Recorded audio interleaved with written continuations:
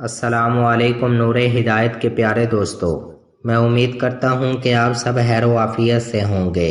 ارشاد باری تعالیٰ ہے، اگر جنبی ہو جاؤ تو خوب اچھی طرح پاکی حاصل کرو، اور اگر تم بیمار ہو یا سفر میں یا کوئی تم میں سے پخانہ سے آئے یا تم نے اپنی بیویوں سے جمع کیا ہو، پھر تم پانی نہ پاؤ تو پاک مٹی کا کسب کرو اور اپنے منہ اور ہاتھ پر اسے مل لو۔ اللہ نہیں چاہتا کہ تم پر تنگی کرے، لیکن چاہتا ہے کہ تم کو پاک کرے اور پوری کرے اپنی نعمت تم پر، تاکہ تم اس کا شکر ادا کرو۔ نبی کریم صلی اللہ علیہ وآلہ وسلم جب غسل فرماتے تو آپ صلی اللہ علیہ وآلہ وسلم پہلے اپنے دونوں ہاتھ دھوتے، پھر اسی طرح وضو کرتے جیسا نماز کے لیے آپ صلی اللہ علیہ وآلہ وسلم وضو کیا کرتے تھے۔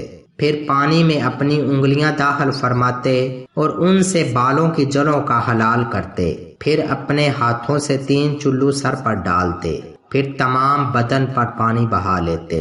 پیارے دوستو، یہ تو تھا غسل کا طریقہ۔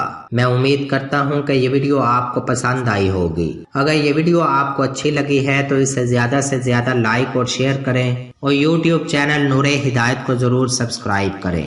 شکریہ۔